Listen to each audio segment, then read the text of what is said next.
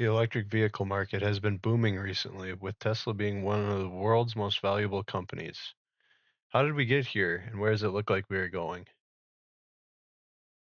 EVs were some of the earliest automobiles. In 1900, 28% of all cars in the US were electric. Even our goated President Woodrow Wilson from our terrace video toured DC in an electric car. At the end of the 19th century, six electric cars held the land speed record, the last of which was La Gemma Contente, reaching a top speed of 69.69 nice miles per hour. Once Ford Motors established the dominance of gas-powered vehicles, there wasn't much development for the rest of the 20th century. Two exceptions being NASA's Lunar Roving Electric Vehicles in 1971, which they called the Moon Buggy, and the General Motors EV1. A South African Canadian immigrant, Elon Musk, fresh off his sale of PayPal to eBay in 2002 with a chill pile of $180 million in his pocket, enters the playing field. Interestingly enough, $100 million of his cash went to funding SpaceX in 2002. And then in February 2004, his initial investment in Tesla during their Series A round of funding was $6.5 million of their $7.5 million round, making him the largest shareholder and becoming the chairman of the Tesla board. By 2008, this investment would be $70 million and he would become Tesla's CEO. His shares in SpaceX and Tesla as of March 2025 are valued at $180 billion and roughly $150 billion, respectively, marking his investment in SpaceX as a 179,900% gain and his investment in Tesla as a 214,000% gain.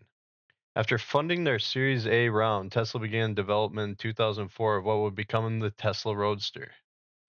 The Tesla Roadster first delivered to customers in 2008.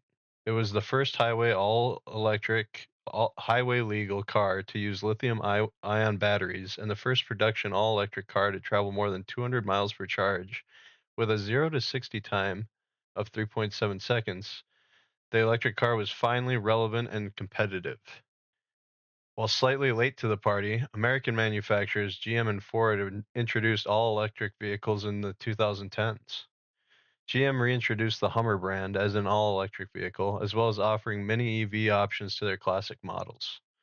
Ford introduced their Mustang sedan as an electric vehicle, later making the F-150 Lightning, an all-electric version of the most popular selling car in the history of the world.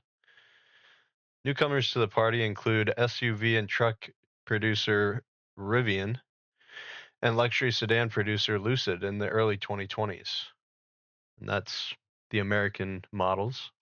The electric vehicle industry in China is the largest in the world, accounting for 58% of the global production of EVs in 2023. BYD started off China's all-electric vehicle manufacturing with the release of the BYD E6, released in 2009. Other notable makes and models are NIO's ET7, when paired with a semi-solid state battery pack, has a 650-mile range. XPEV is creating two types of electric vehicles, two types of electric vertical take and landing eVTOL flying cars as well. One being an actual flying car, another being a six-wheel van-like transport for a two-seat all-electric quadricopter.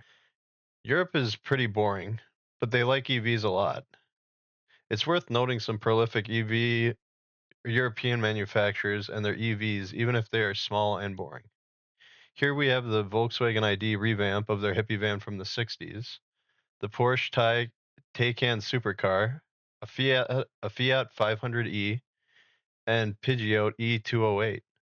The van would be pretty cool to live out of, and the Porsche has gotten some really good reviews from YouTubers for what it's worth.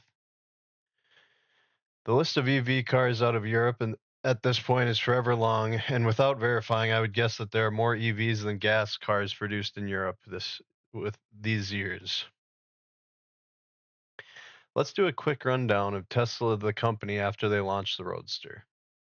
On June 29, 2010, Tesla Motors had its IPO on the NASDAQ. 13,300,000 shares were issued at $17 a share, which raised $226 million for the company. In June 2012, Tesla started deliveries of its new flagship car, the Tesla Model S. Later this year would mark the discontinuation of the Tesla Roadster. In September 2015, Model X deliveries began. In July of 2017, Model 3 deliveries began. Arranging the letters of all of Tesla's models can now spell sex. 2018, a Tesla Roadster is delivered into deep space, fully completing Elon's goal of showing the world even the most autistic children can fulfill their wildest dreams. In March 2019, Model Y deliveries began. Arranging the letters of all of Tesla's models can now spell sexy. This is what I consider to be peak meme, and Tesla should have stopped producing new models here. In December of 2022, initial deliveries of the Tesla semi-truck are delivered to Pepsi. And in November of 2023, deliveries of the Cybertruck began. We are now at the present day, March 23rd, 2025. We are here for entertainment purposes only, so what is next for electric vehicles? If you've gotten this far, hit me up with a like and subscribe and we'll move on. The winners of the EV race will be the first company to market with full self-driving cars. So who is in the best position to be the first to deliver a car that drives itself? To me, the answer seems to come down to one question. Who has the best sensors? Shout out to the Lemonade podcast for making this point. Link will be in the description for anybody who wants to see that podcast. Right now, self-driving cars use video, radar, and lidar. Some use all of these sensors and others use 1 to 2. Video is cameras mounted all over the car to record the environment around the car and create the world. Radar uses radio waves to map the world, and LiDAR is light detection and ranging. Using a fast-losing laser at the speed of light, it's able to map a 3D space. So who is closest to the full self-driving? Waymo has already partnered with Uber to hail driverless ride-sharing in San Francisco, LA, Phoenix, Austin, and Atlanta. Baidu also is doing a driverless ride-sharing program in Wuhan, China, and most recently in Hong Kong. Both companies use a combination of LiDAR, radar, and cameras on their cars. Right now, the biggest downside to Tesla is that they have committed to using only video cameras, making a 2D image in a 3D world. Tesla has already lost the race to completely autonomous vehicles. It seems to be a dumpster fire right now, and I would stay away from it until its future plans are more clear. Waymo and Baidu seem to be light years ahead, which is a sick LiDAR joke. While Waymo isn't publicly traded, watch out for an IPO or buyout in the future. Baidu's ticker is BIDU, listed on the NASDAQ.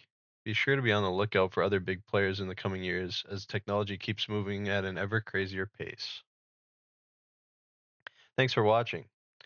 Researching the history of electric vehicles and Elon Musk has been very fun to do. Knowing there are 2 electric vehicles chilling in outer space is an amazing trivia fact I'm keeping in my pocket. We'll see you next time on For Entertainment Purposes Only.